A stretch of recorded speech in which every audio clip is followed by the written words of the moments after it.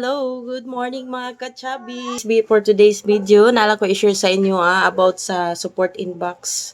Kasi nakasikuan ko yung mga violation and rules ni Lolo Mets.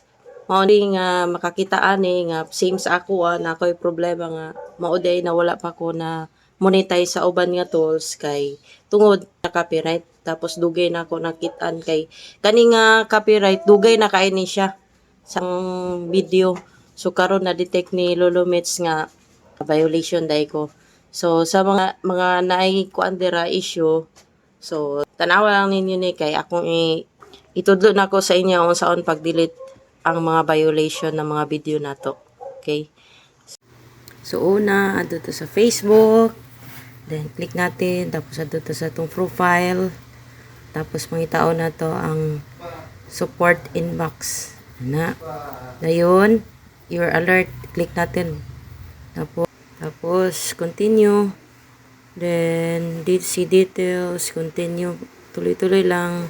Tapos continue ulit, continue. Na, sundan lang ninyo, tapos remove video. Yan, i-delete na to.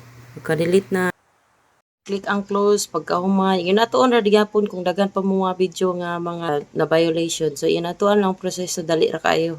So, sa mga bago dira, i-check na ninyo ang inyong inbox. Baka naamoy mga violation nga wala nyo nakita.